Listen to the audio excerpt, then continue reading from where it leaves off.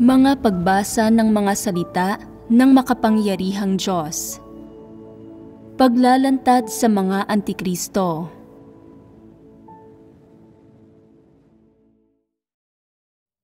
Ikatlong Excursus.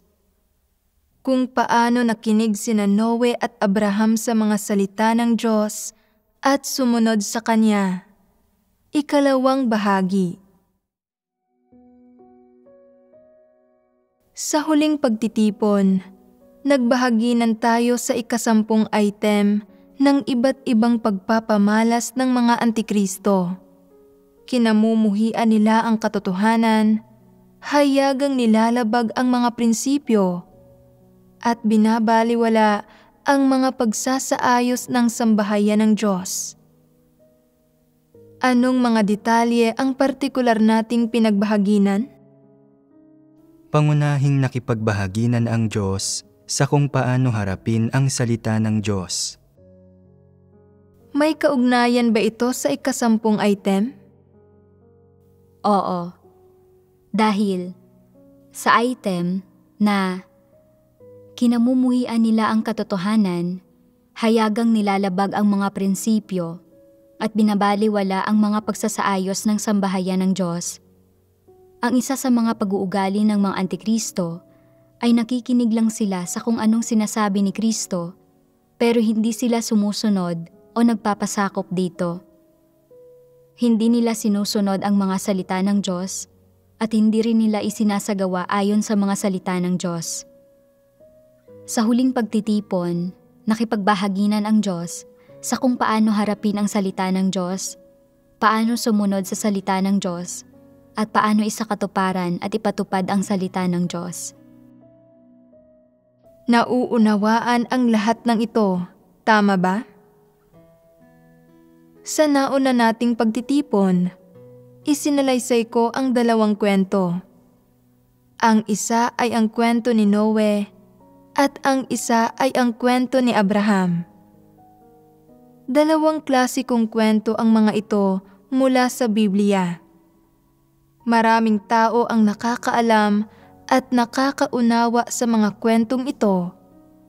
Ngunit matapos maunawaan ang mga ito, iilang tao lamang ang nakakaalam kung paano haharapin ang mga salita at hinihingi ng Diyos. Ano ang pangunahing layunin ng ating pagbabahaginan tungkol sa dalawang kwentong ito? Ito ay upang ipaalam sa mga tao at bilang nilikha kung paano nila dapat harapin ang mga salita at hinihingi ng Diyos at alamin ang posisyong dapat kunin ng isang nilikha at ang saloobing dapat nilang taglayin kapag naharap sa mga hinihingi ng Diyos at kapag nakikinig sa mga salita ng Diyos. Ang mga ito ay mga pangunahing bagay. Ito ang katotohanang nilalayon na malaman at maunawaan ng mga tao nang magbahaginan tayo tungkol sa dalawang kwentong ito noong huling pagkakataon. Kaya, matapos tayong magbahaginan tungkol sa dalawang kwentong ito, malinaw na ba sa inyo kung paano magpasakop kay Kristo at sumunod sa Kanyang mga salita?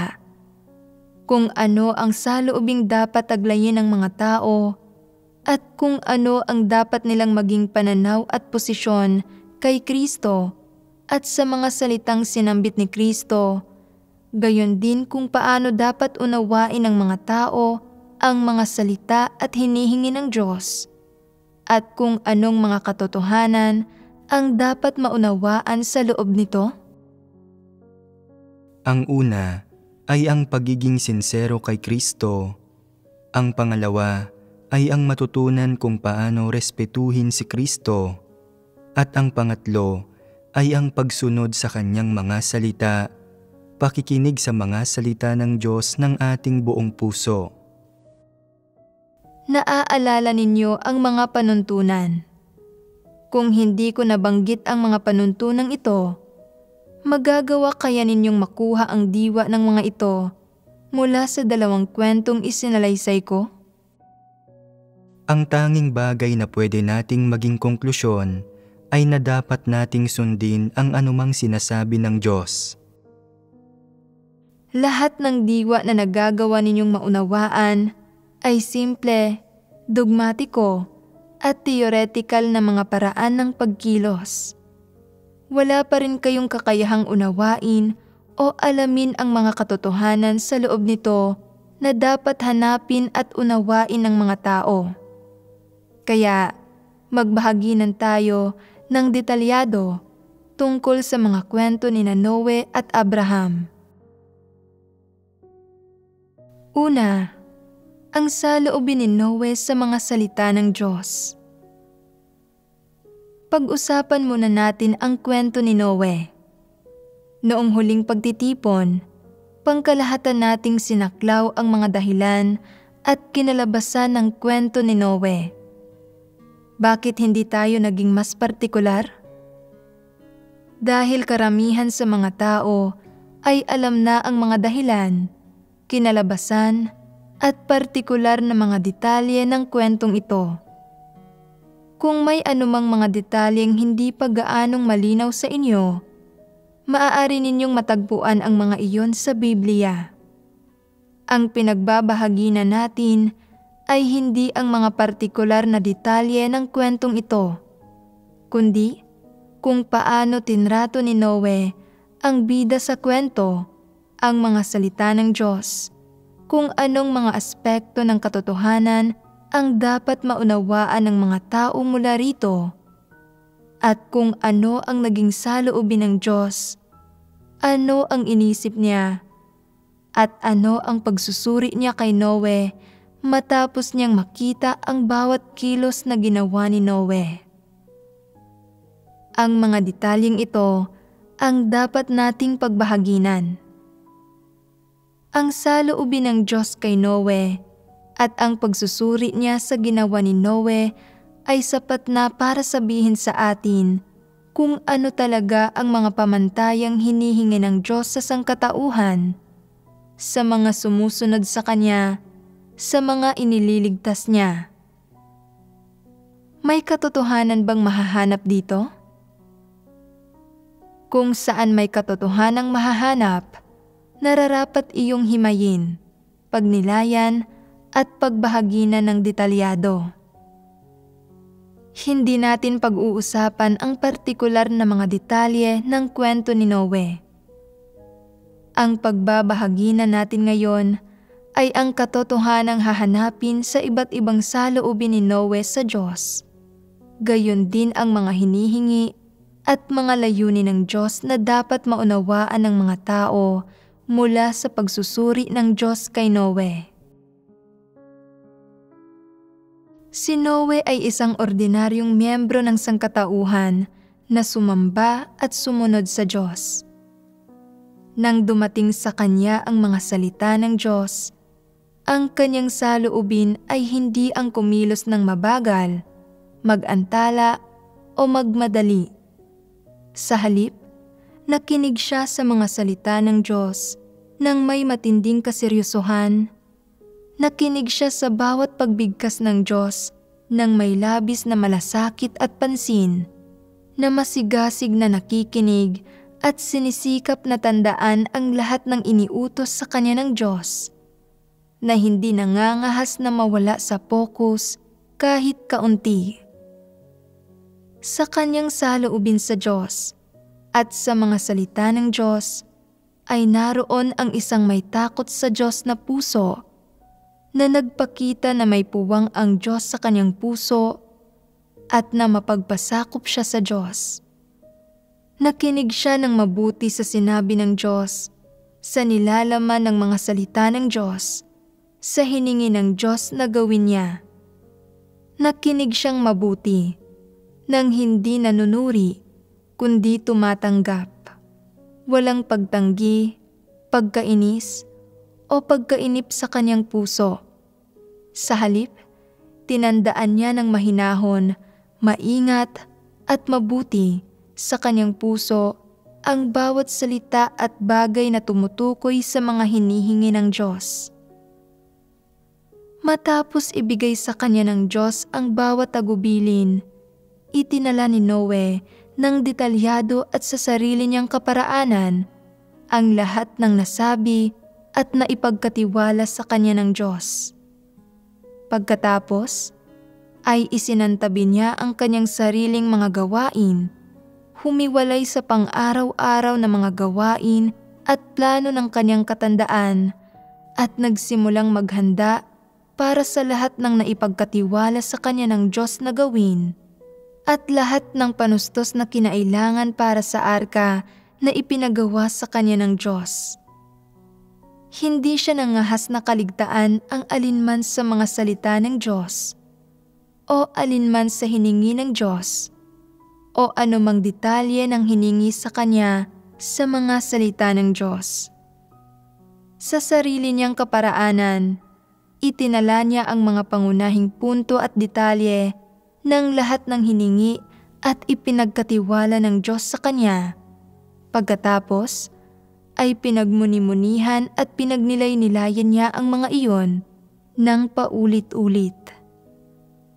Sumunod, naghanap si Noe ng lahat ng materyales na ipinahanda sa kanya ng Diyos. Natural, pagkatapos ng bawat tagubiling ibinigay sa kanya ng Diyos, gumawa siya sa sarili niyang paraan ng detalyadong mga plano at pagsasaayos para sa lahat ng ipinagkatiwala at tinagubilin sa kanya ng Diyos na gawin. At pagkatapos, sa paisa-isang hakbang, isinakatuparan at isinagawa niya ang kanyang mga plano at pagsasaayos at bawat detalye at individual na hakbang ng hiningi ng Diyos. Sa buong proseso, lahat ng ginawa ni Noe, malaki man o maliit, kapansin-pansin man o hindi sa mga mata ng tao, ay siyang ipinagawa sa kanya ng Diyos at ang sinabi at hiningi ng Diyos. Mula sa lahat ng nakita kay Noe, matapos niyang tanggapin ang atas ng Diyos, maliwanag na ang kanyang saloobin sa mga salita ng Diyos ay hindi ang makinig at wala ng iba. Lalo nang hindi iyon gayon ang nangyari na matapos marinig ang mga salitang ito. Pumili si Noe ng isang panahon kung kailan maganda ang pakiramdam niya, kung kailan tama ang sitwasyon, o kung kailan maganda ang tiyempo para isakatuparan ito. Sa halip, isinantabi niya ang kanyang sariling mga trabaho, humiwalay sa kanyang pang-araw-araw na mga gawain sa buhay, at ginawa ang arka na iniutos ng Diyos na pinakamalaking prioridad sa kanyang buhay at pag-iral mula noon, at ipinatupad niya ito ng naaayon. Ang kanyang saloobin sa atas ng Diyos at sa mga salita ng Diyos ay hindi walang pakialam, walang interes, o pabago-bago.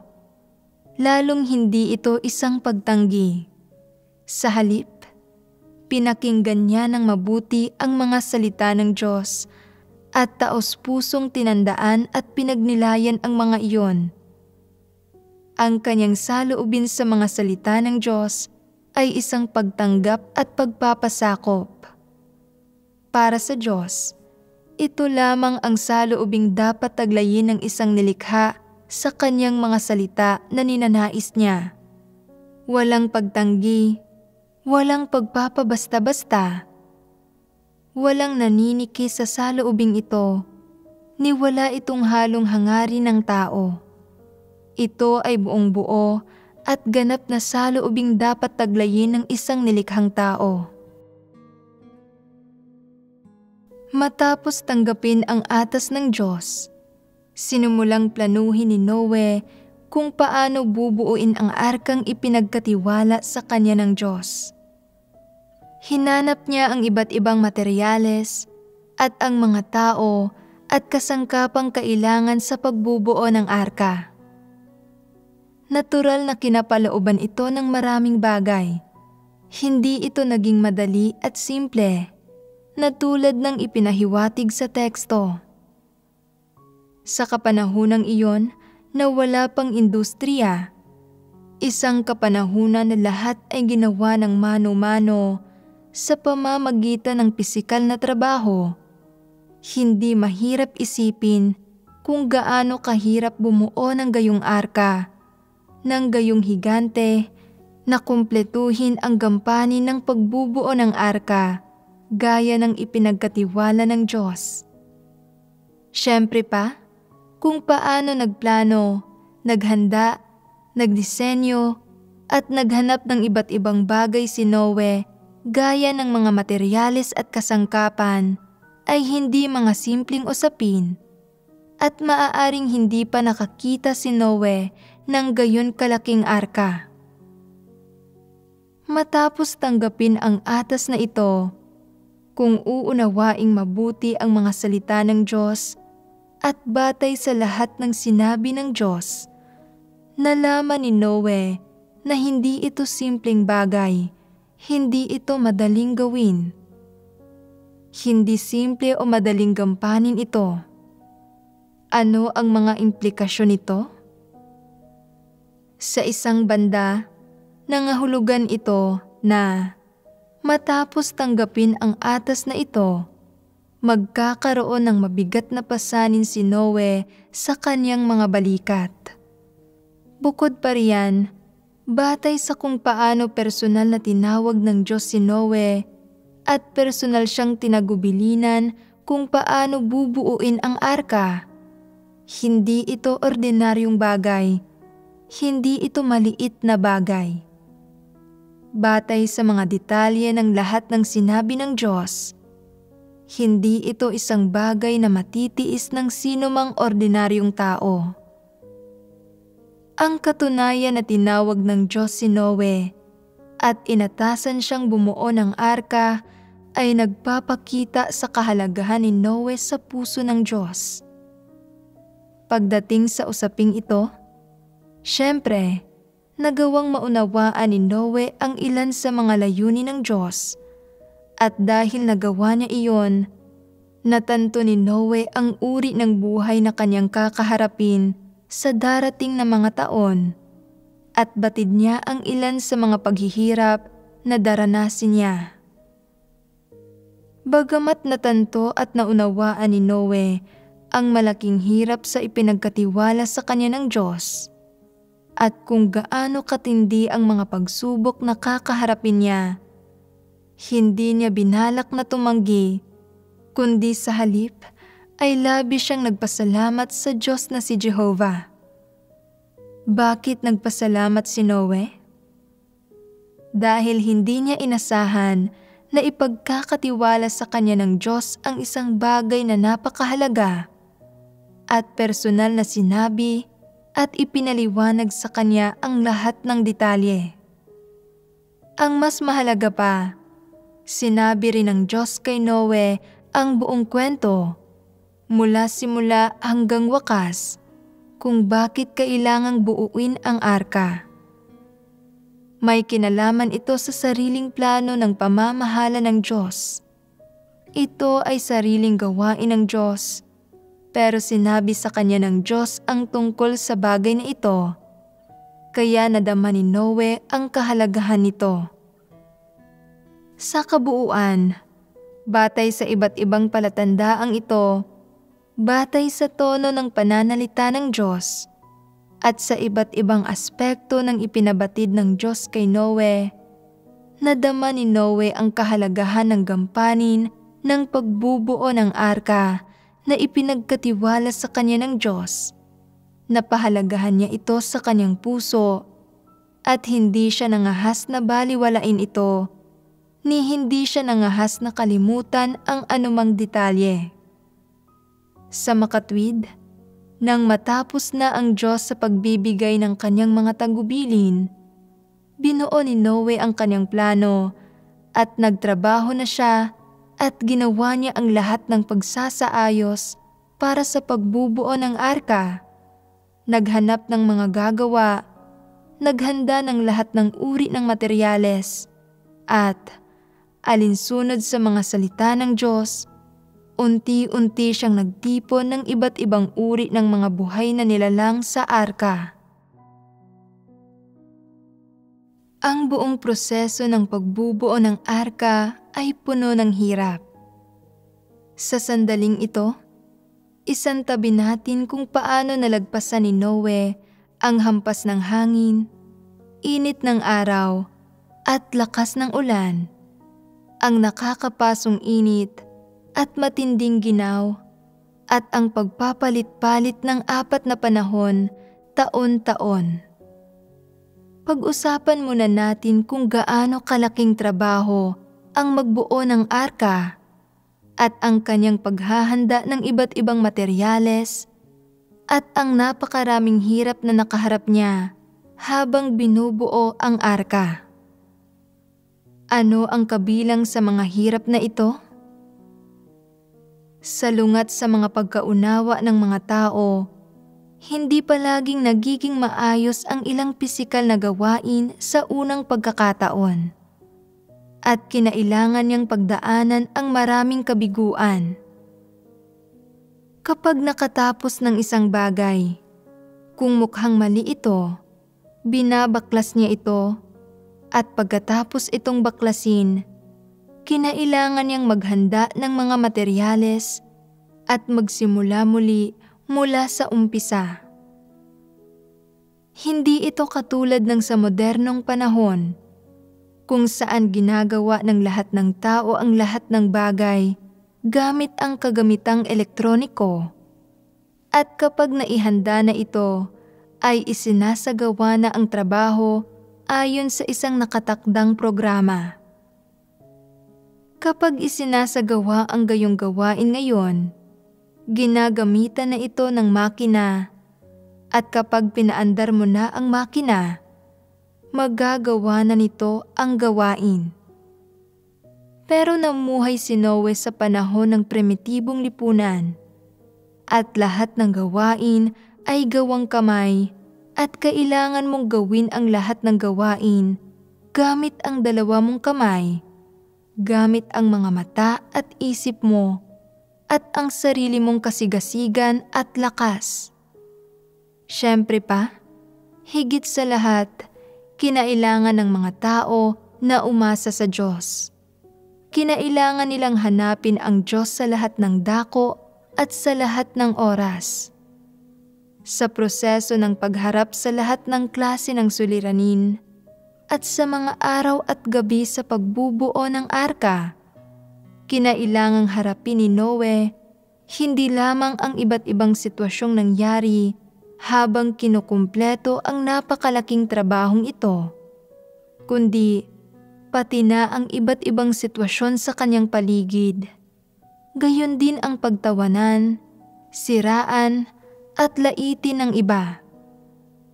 Bagamat hindi natin personal na naranasan ang mga tagpong iyon nang mangyari ang mga iyon, hindi ba't posibleng isipin ang ilan sa iba't ibang suliranin na nakaharap at naranasan at ang iba't ibang hamong kinaharap ni Noe? Habang binubuo ang arka, ang unang nakaharap ni Noe ay ang kawalan ng pag-unawa ng kanyang pamilya, ang kanilang pangungulit, mga reklamo, at maging ang kanilang pang-aalipusta.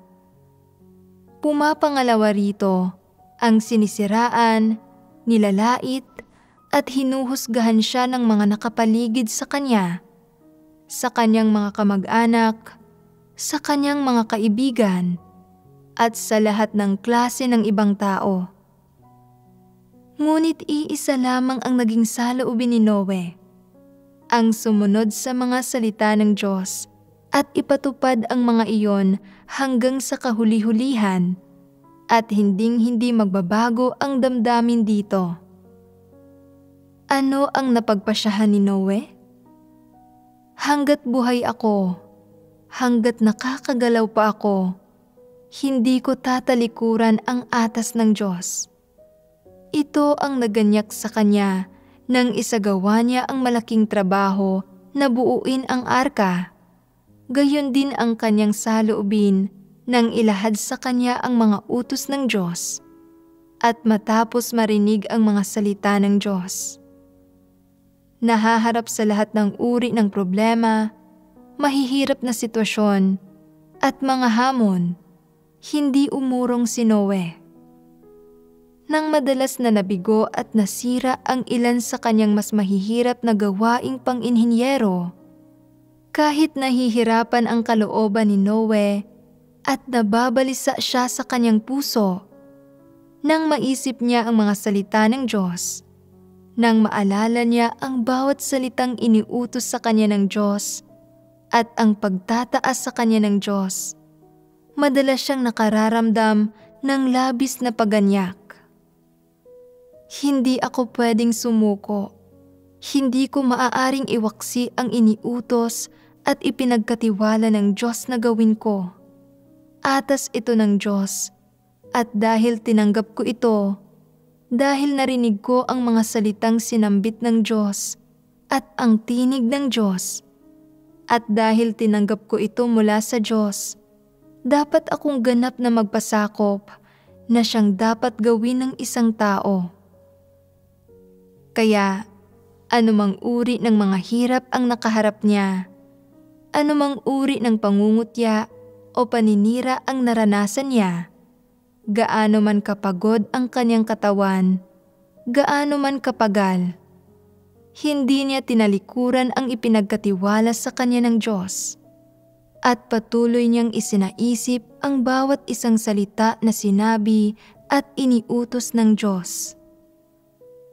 Paano man nagbago ang kanyang mga kapaligiran, gaano man kalaking hirap ang kanyang nakaharap, nagtiwala siya na walang anuman dito ang magpapatuloy magpakailanman, na ang mga salita lamang ng Diyos ang hindi lilipas, at iyon lamang iniutos ng Diyos na gawin ang siguradong maisa sa katuparan.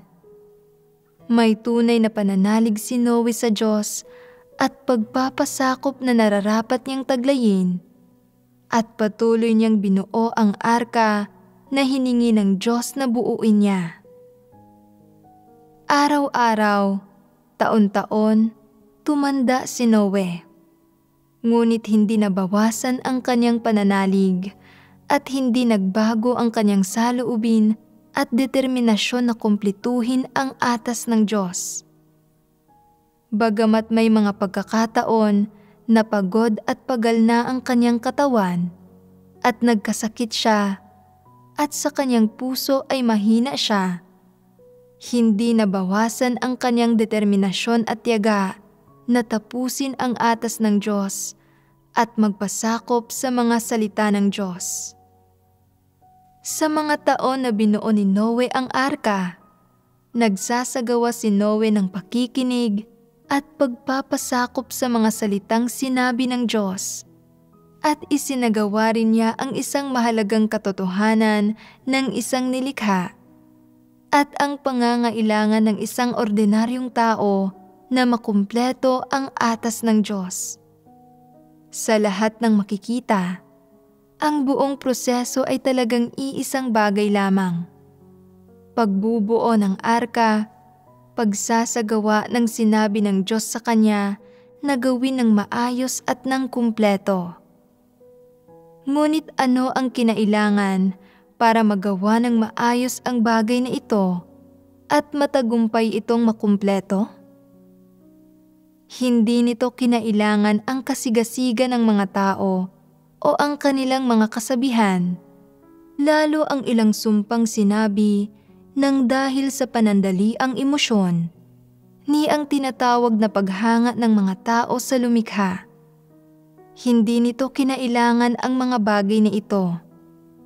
Sa harap ng pagbubuo ni Noe sa arka, ang tinatawag na paghanga ng mga tao, ang kanilang mga sumpa, ang kanilang kasigasigan, at ang kanilang pananampalataya sa Diyos sa espiritual nilang mundo. Walang silbi ang lahat ng ito. Sa harap ng tunay na pananalig at tunay na pagpapasakop ni Noe, tila napakadukha, kaawa-awa ng mga tao, at tila labis na hungkag, maputla, walang buhay at mahina ang ilang doktrinang nauunawaan nila. Bukod pa sa nakakahiya, kasuklam-suklam at immoral. Inabot ng 120 taon ang pagbubuo ni Noe sa arka. Ang 120 taon ay hindi 120 araw, o 10 taon, o 20 taon, kundi mas mahaba ng maraming dekada kaysa sa karaniwang haba ng buhay ng mga tao ngayon. Dahil sa haba ng panahon at sa hirap ng pagkumpleto nito, at ang bigat ng sangkot ng pag-iinhinyero, kung walang tunay na pananalig si Noe, kung ang kanyang pananalig ay nasa isip lamang, nakatutok sa mga pag-asa, kasigasigan, o isang uri ng malabo at mahirap na unawaing paniniwala, nakumpleto kaya ang arka? Kung ang kanyang pagpapasakop sa Diyos ay isang pangako na sa salita lamang, kung isa lamang itong tala na isinulat, tulad ng ginagawa ninyo ngayon, nabuo kaya ang arka? Kung ang kanyang pagpapasakop na tanggapin ang atas ng Diyos ay wala ng iba kundi kalooban at determinasyon lamang, isang kahilingan, nabuo kaya ang arka? Kung ang pagpapasakop ni Noe sa Diyos ay paggawa lamang ng mga formalidad ng pagtalikod, paggugol, at pagbabayad halaga, o paggawa lang ng dagdag pang trabaho, pagbabayad ng mas malaking halaga, at pagiging tapat sa Diyos sa teorya o sa usapin ng mga kasabihan, nabuo kaya ang arka? Napakahirap siguro nito. Kung ang saloobin ni Noe sa pagtanggap sa atas ng Diyos ay isang uri ng transaksyon, kung tinanggap lang ito ni Noe para mapagpala at magantimpalaan siya, nabuo kaya ang arka? Talagang hindi. Maaaring magtagal ang kasigasigan ng isang tao sa loob ng 10 o 20 taon, o 50 o 60. Ngunit kapag malapit na silang mamatay, nakikita na wala silang napala, mawawalan sila ng pananalig sa Diyos. Ang kasigasigang ito na nanaig sa loob ng 20, 50 o 80 taon ay hindi naging pagpapasakop o tunay na pananalig. Kalunos-lunos ito. Samantala, ang tunay na pananalig at tunay na pagpapasakop na natagpuan kay Noe ay siya mismong wala sa mga tao ngayon at mismong mga bagay na hindi nakikita ng mga tao ngayon at na hinahamak, kinukutya o minamaliit pa nga. Ang pagsasalaysay sa kwento ng pagbubuo ng arka ni Noe ay palaging nagdudulot ng pagbaha ng pagtatalo. Mapag-uusapan ito ng lahat, may masasabi ang lahat. Ngunit walang sino mang nag-iisip o nagsisikap na unawain kung ano ang natagpuan kay Noe, anong landas ng pagsasagawa ang taglay niya, anong uri ng saloobing gusto ng Diyos at pananaw sa mga utos ng Diyos ang kanyang taglay. Anong karakter ang mayroon siya pagdating sa pakikinig at pagsasagawa ng mga salita ng Diyos. Kaya, sinasabi ko na ang mga tao sa ngayon ay hindi marapat na magsalaysay ng kwento ni Noe. Dahil kapag isinasalaysay ng sino man ang kwentong ito, tinatrato nila si Noe bilang isang alamat at wala ng iba. Bilang isa pang ordinaryong matandang lalaki na may puting balbas. Sa isip nila ay pinagdududahan nila kung talaga bang nagkaroon ng gayong tao, kung anong klaseng tao talaga siya, at hindi nila sinisikap na pahalagahan kung paano na ipakita ni Noe ang mga pagpapamalas na iyon matapos niyang tanggapin ang atas ng Diyos. Ngayon, kapag muli nating pinag-uusapan ang kwento tungkol sa pagbuo ng arka ni Noe, sa palagay ba ninyo ay malaki o maliit na pangyayari ito? Isa lamang ba itong ordinaryong kwento tungkol sa isang matandang lalaking bumuo ng isang arka noong araw? Sa lahat ng tao, si Noe ang taong may takot sa Diyos, nagpapasakop sa Diyos, at kinukumpleto ang atas ng Diyos na karapat-dapat siyang tularan. Sinang-ayunan siya ng Diyos at dapat siyang maging isang huwaran para sa mga sumusunod sa Diyos ngayon. At ano ang pinakamahalaga tungkol sa Kanya? Iisa lamang ang saloobin niya sa mga salita ng Diyos. Ang makinig at tumanggap at magpasakop hanggang kamatayan.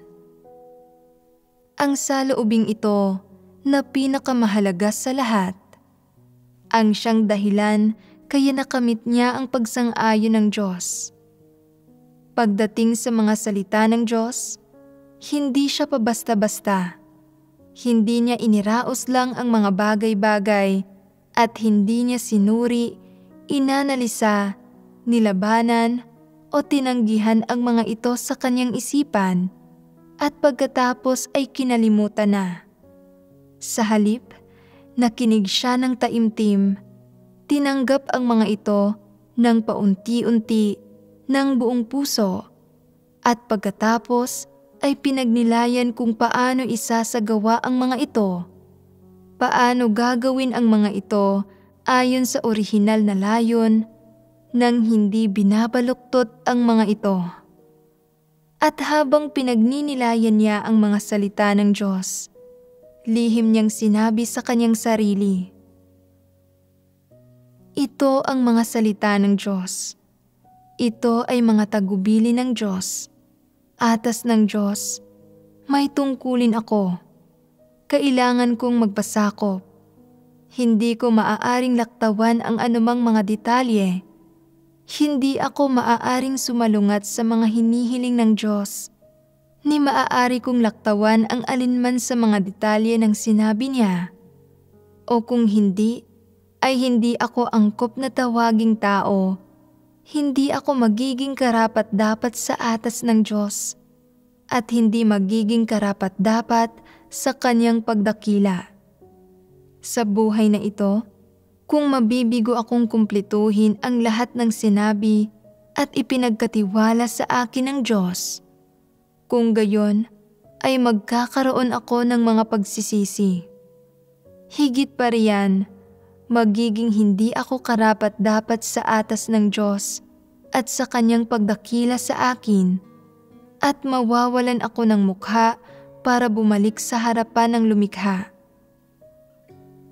Lahat ng naisip at napagbulayan ni Noe sa kanyang puso, bawat pananaw at saloobin niya, ang lahat ng ito ang tumukoy na nagawa niyang isagawa ang mga salita ng Diyos sa huli at gawing realidad ang mga salita ng Diyos, isakatuparan ang mga salita ng Diyos, upang matupad at maisakatuparan ang mga iyon sa pamamagitan ng pagsisikap niya at maging isang realidad sa pamamagitan niya, at upang hindi mauwi sa wala ang atas ng Diyos. Makikita sa lahat ng inisip, sa lahat ng ideyang umusbong sa kanyang puso at sa kanyang saloobin sa Diyos, na si Noe ay karapat-dapat sa atas ng Diyos. Siya ay isang taong pinagkatiwalaan ng Diyos at isang taong pinabura ng Diyos. Minamasdan ng Diyos ang bawat salita at gawa ng mga tao. Pinagmamasdan niya ang kanilang mga iniisip at ideya. Sa paningin ng Diyos, ang makapag-isip si Noe na tulad nito, Hindi siya nagkamali ng pinili. Kinayang pasanin ni Noe ang atas ng Diyos at ang tiwala ng Diyos, at nagawa niyang kumplituhin ang atas ng Diyos.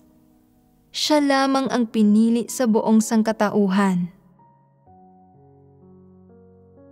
Sa mga mata ng Diyos, si Noe ang kaisa-isang pinili niyang magsakatuparan ng gayon kabigat na trabaho ng pagbubuo ng arka.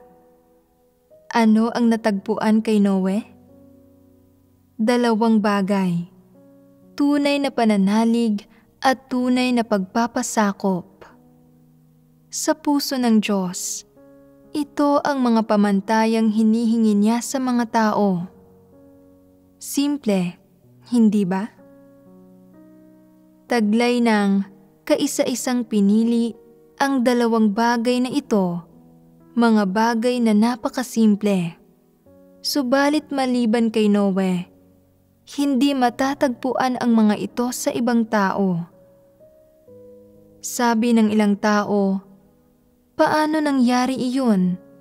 Tinalikuran namin ang mga pamilya at propesyon namin. Tinalikuran namin ang trabaho, mga kinabukasan at pag-aaral. Inabandona namin ang mga pag-aari at mga anak namin. Tingnan ninyo kung gaano kalaki ang pananalig namin, kung gaano namin kamahal ang Diyos. Paano kami naging mas mababa kaysa kay Noe? Kung hihingin sa amin ng Diyos na bumuo ng arka, napakaunlad na ng makabagong industriya. Hindi ba't may mapagkukunan kami ng kahoy at maraming kagamitan? Kaya naming magtrabaho sa ilalim ng init ng araw kung gagamit kami ng mga makinarya. Kaya rin naming magtrabaho mula bukang liwayway hanggang takip silim. Bakit masyadong pinalalaki ang usapin ng pagkumpleto sa isang maliit na trabahong katulad nito?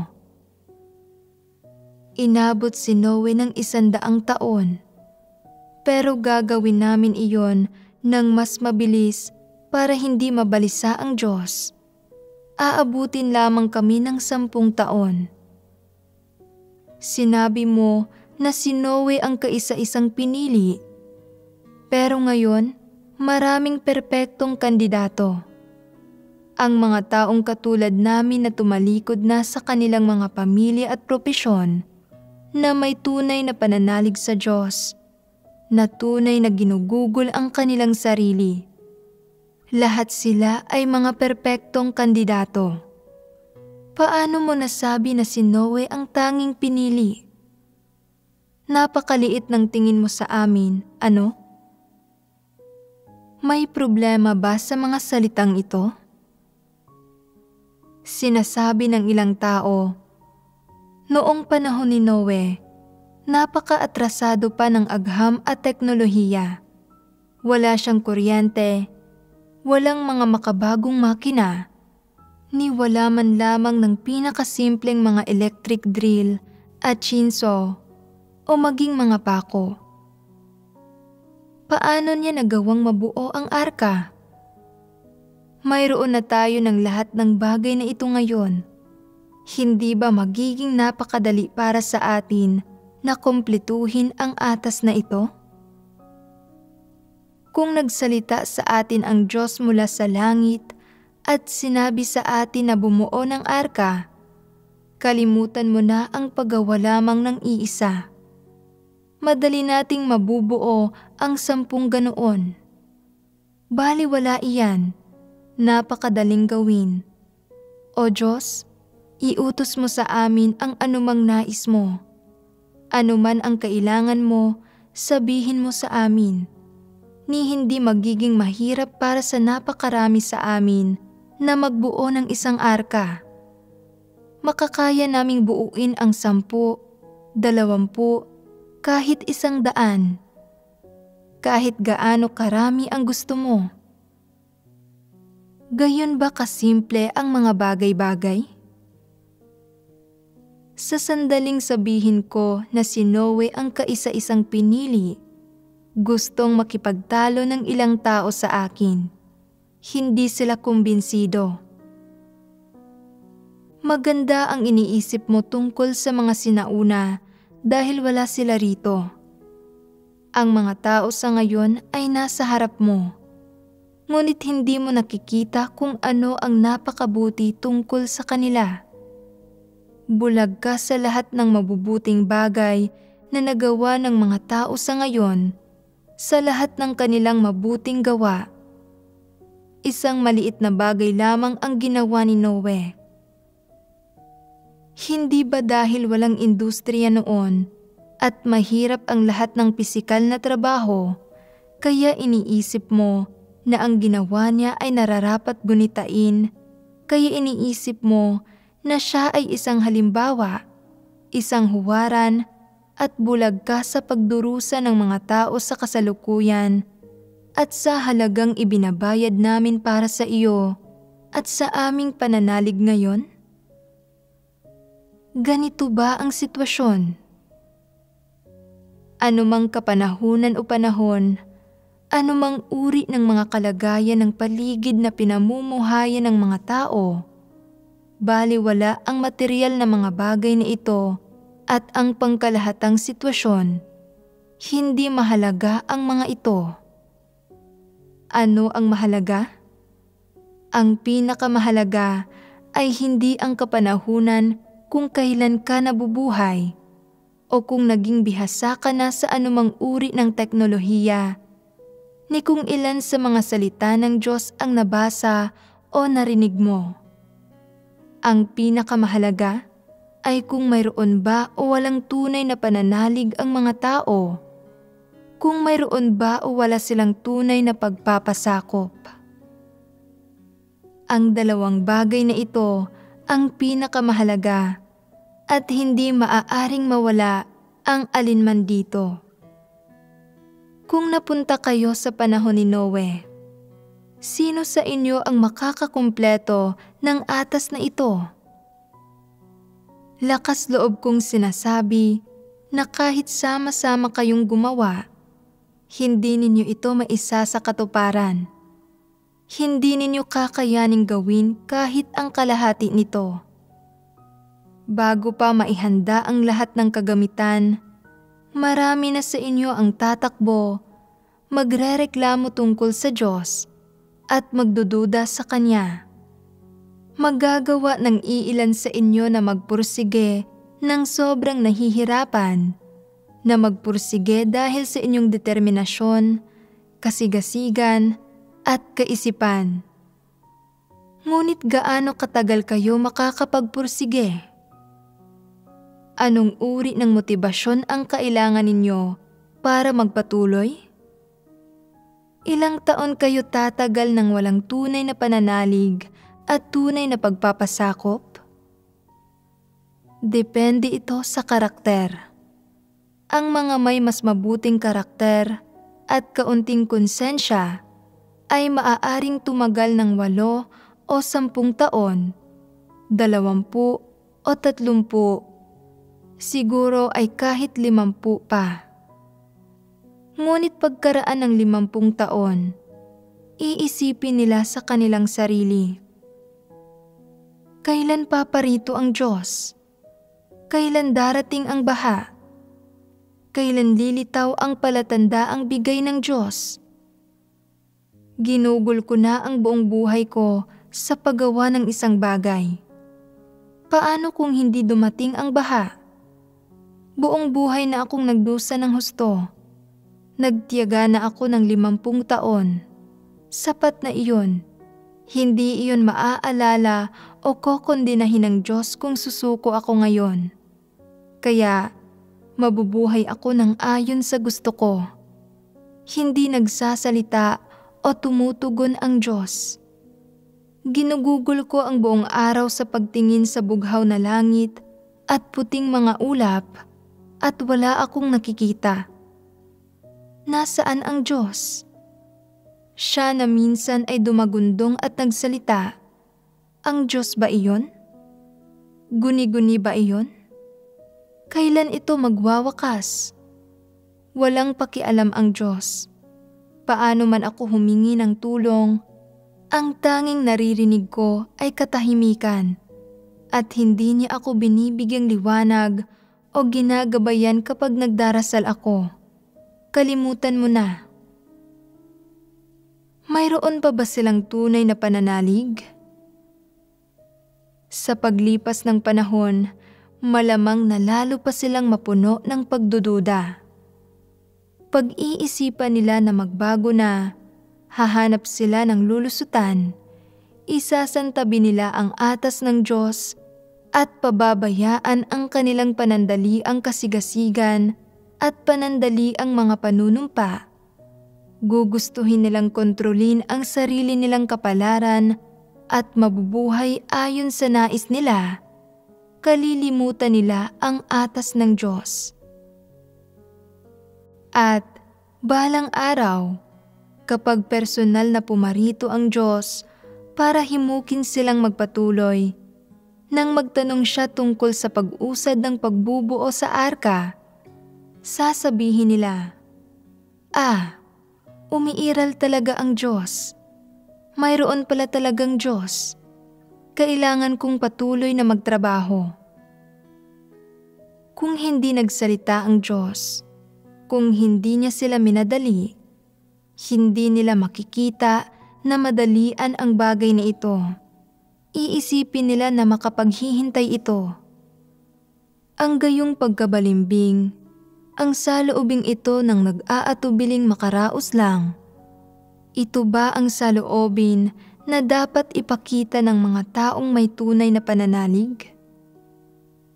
Maling magkaroon ng gayong saloobin. Nangangahulugan ito na wala silang tunay na pananalig, lalong wala silang tunay na pagpapasakop. Nang personal na nagsalita sa iyo ang Diyos, ang panandalian mong kasigasigan ay magpapahiwatig ng pananalig mo sa Diyos. Ngunit nang isinantabi ka ng Diyos at hindi ka hinimok o pinangasiwaan o tinanong, mawawala na ang iyong pananalig. Lilipas ang panahon at kapag hindi nagsalita o nagpakita sa iyo ang Diyos at hindi nagsagawa ng anumang pagsusuri sa iyong gawain, lubos na maglalaho ang iyong pananalig. Gugustuhin mong isabuhay ang sarili mong buhay at gawin ang sarili mong usapin at malilimutan mo na ang atas ng Diyos. Ang iyong kasigasigan, mga panunumpa at determinasyon noong panahong iyon ay nababaliwala. Palagay ba ninyo ay mangangahas ang Diyos na ipagkatiwala ang isang napakabigat na trabaho sa isang taong katulad nito? Hindi. Bakit hindi? Hindi sila mapagkakatiwalaan. Tama iyan. Dalawang salita. Hindi mapagkakatiwalaan. Wala kang tunay na pananalig. Hindi ka mapagkakatiwalaan. Kaya nga, hindi ka karapat-dapat na pagkatiwalaan ng Diyos ng anuman. Sabi ng ilang tao, bakit ako hindi karapat-dapat? Isasagawa ko ang anumang atas na ipagkatiwala sa akin ng Diyos. Malay natin, baka sakaling maisakatuparan ko ito. Magagawa mong gawin ang mga bagay-bagay sa pang-araw-araw mong buhay nang walang pag-iingat at hindi mahalaga kung hindi tulad ng inaasahan ang mga resulta nito. Ngunit ang mga bagay na ipinagkatiwala ng Diyos, na nais ng Diyos na maisakatuparan, kailan ba naging simple ang mga iyon? Kung ipinagkatiwala ang mga iyon sa isang taong hangal o madaya, sa taong walang interes sa lahat ng kanyang ginagawa, sa isang tao na malamang na kumilos ng may mahinang pananalig matapos tanggapin ang isang atas, sa lahat ng dako at sa anumang oras, hindi ba maaantala niyan ang isang mabigat na trabaho? Kung hinilingan kayong pumili, kung ipagkakatiwala ninyo ang isang mahalagang trabaho sa isang tao, sa anong uri ng tao mo ito ipagkakatiwala? Anong uri ng tao ang pipiliin mo? Kahit paano, ang taong ito ay kailangang maaasahan, may karakter, at anumang oras o gaano man kalalaking hirap ang kanyang maranasan, ibibigay niya ang kanyang buong puso at lakas sa pagkumpleto ng ipinagkatiwala mo sa kanya at mag-uulat siya sa iyo. Kung ganyan ang uri ng taong pipiliin ng mga taong pagkatiwalaan ng gampanin, paano pa ang Diyos? Kaya, para sa mahalagang kaganapang ito, ang pagwasak sa mundo sa pamamagitan ng baha, isang kaganapang nangailangan ng pagbubuo ng isang arka, at isang taong karapat-dapat na manatiling buhay, sino ang pipiliin ng Diyos? Una, sa teorya, pipiliin niya ang isang taong nararapat manatiling buhay, na akmang mabuhay sa susunod na panahon. Sa totoo lang, bago ang lahat ng iba pa, ang taong ito ay kailangang magawang sumunod sa mga salita ng Diyos.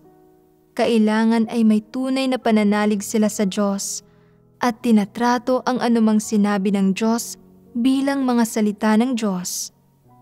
Anuman ang kasangkutan nito, umayon man ito sa sarili nilang mga kuro-kuro, umayon man sa kanilang panlasa, umayon man sa sarili nilang kalooban o hindi.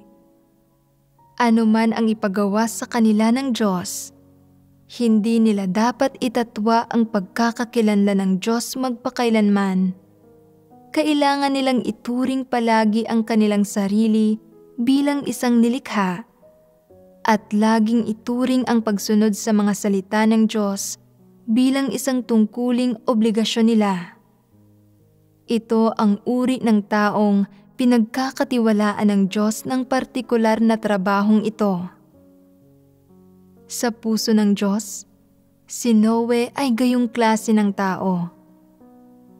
Hindi lamang siya isang taong karapat-dapat na manatiling buhay sa bagong panahon, kundi isa rin siyang taong maaaring magbasa ng mabigat na responsibilidad na kayang magpasakop sa mga salita ng Diyos nang walang kompromiso hanggang sa kahuli-hulihan at gagamitin ang kanyang buhay para kumpletuhin ang ipinagkatiwala sa kanya ng Diyos.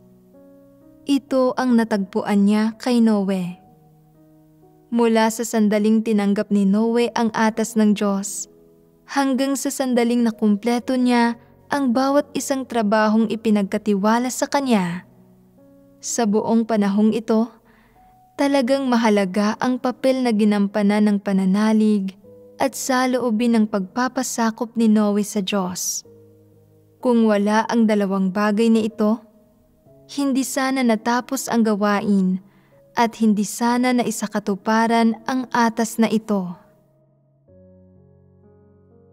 Kung sa pagtanggap ng atas ng Diyos ay mayroong sariling mga ideya, plano, at kuro-kuro si Noe, paano kaya mababago ang buong trabaho? Una, nang maharap sa bawat detaling ipinarating sa kanya ng Diyos, ang mga detalye at uri ng materyales, ang pamamaraan at sistema ng pagbubuo ng buong arka, at ang sukat at laki ng buong arka. Nang marinig ni Noe ang lahat ng ito, naisip kaya niya, ilang taon kaya bubuuin ang isang bagay na ganito kalaki? Gaano kalaking pagsisikap at hirap kaya ang kakailanganin para makita ang lahat ng materyales na ito? Mapapagod ako. Siguradong iiksi ang buhay ko sa ganitong kapaguran, hindi ba? Tingnan ninyo kung gaano na ako katanda. Subalit ayaw akong pagpahingahin ng Diyos at hinihingi sa aking gawin ang isang bagay na napakahirap gawin. Makakaya ko kaya ito? Gagawin ko ito, ngunit may mga lihim akong plano. Gagawin ko na lang ang sinasabi ng Diyos. Sinabi ng Diyos na humanap ako ng isang uri ng pine na hindi tinatagusan ng tubig. Nakarinig ako ng isang lugar kung saan may makukuha akong ilan, ngunit medyo malayo at lubhang mapanganib doon. Kakailanganin ng malaking pagsisikap para mahanap at makuha iyon. Kaya paano kaya kung maghanap na lamang ako ng ibang klase noon sa malapit bilang kapalit na halos katulad noon? Hindi iyon gaanong peligroso at hindi gaanong mahirap gawin. Okay na rin iyon, hindi ba? Nagkaroon ba ng gayong mga plano si Noe? Kung nagkaroon siya, tunay na pagpapasakop ba ito? Hindi. Halimbawa, sinabi ng Diyos na dapat ay 100 metro ang taas ng arka. Nang marinig ito, naisip siguro niya, napakataas ng 100 metro. Walang makakasakay roon. Hindi ba't magiging napakamapanganib na umakyat at magtrabaho rito? Kaya gagawin kong medyo mababa ang arka. Gawin natin itong 50 metro. Hindi iyan gaanong mapanganib at mas madaling makakasakay ang mga tao. Ayos lang iyon, hindi ba? Naisip kaya ni Noe ang mga iyon? Kung naisip niya iyon, sa palagay ba ninyo ay mali ang taong napili ng Diyos? Ang tunay na pananalig at pagpapasakop ni Noe sa Diyos ay nagdulot sa kanya na isantabi ang sarili niyang kagustuhan. Kahit naisip niya ang mga iyon, hinding-hindi siya kikilos ayon sa mga iyon. Sa puntong ito, alam ng Diyos na mapagkakatiwalaan si Noe. Una, hindi gagawa si Noe ng anumang mga pagbabago sa mga detalyeng itinakda ng Diyos, ni hindi niya idaragdag ang anuman sa sarili niyang mga ideya, lalo nang hindi niya babaguhin ang anuman sa mga detalyeng itinakda ng Diyos para sa sarili niyang personal na kapakinabangan. Sa halip, isasagawa niya ang lahat ng detalye ng iniutos ng Diyos. At gaano man kahirap makuha ang mga materyales para magbuo ng arka, gaano man kahirap o nakakapagod ang gawain, gagawin niya ang lahat ng makakaya niya at gagamitin niya ang lahat ng lakas niya para makumpleto ito ng maayos. Hindi ba't ito ang dahilan kaya siya mapagkakatiwalaan? At ito ba ay totoong pagpapamalas ng tunay niyang pagpapasakop sa Diyos? Ganap ba ang pagpapasakop na ito? At wala itong bahid ng anuman. Wala itong bahid ng kanyang sariling mga inklinasyon. Hindi ito nahaluan ng mga personal na plano. Lalong hindi ito nadumihan ng mga personal na kuro-kuro o interes. Sa halip, ito ay dalisay, simple, at ganap na pagpapasakop. At madali bang makamtan ito? Hindi. Maaaring hindi sumang-ayon ang ilang tao. Ano ang napakahirap tungkol dyan? Hindi ba't kailangan lang dito na hindi siya mag-iisip, na maging parang robot na ginagawa ang anumang sabihin ng Diyos? Hindi ba madali iyon? Pagdating ng oras na kailangan ng kumilos, lumilitaw ang mga suliranin. Palaging nagbabago-bago ang isipan ng mga tao. Lagi silang may sariling mga inklinasyon, kaya nga malamang na magduda sila kung kaya bang maisagawa ang mga salita ng Diyos. Madali para sa kanila na tanggapin ang mga salita ng Diyos kapag naririnig nila ang mga ito, Ngunit kapag dumating na ang oras para kumilos, nahihirapan na sila. Sa sandaling magsimula ang hirap, malamang na maging negatibo sila at hindi madali para sa kanila ang magpasakop. Kung gayon, halata naman na ang karakter ni Noe at ang kanyang tunay na pananalig at pagpapasakop ay tunay na nararapat tularan. Malinaw na ba sa inyo kung paano tumugon at nagpasakop si Noe nang naharap siya sa mga salita, utos at hinihingi ng Diyos? Ang pagpapasakop na ito ay walang bahid ng personal na mga ideya.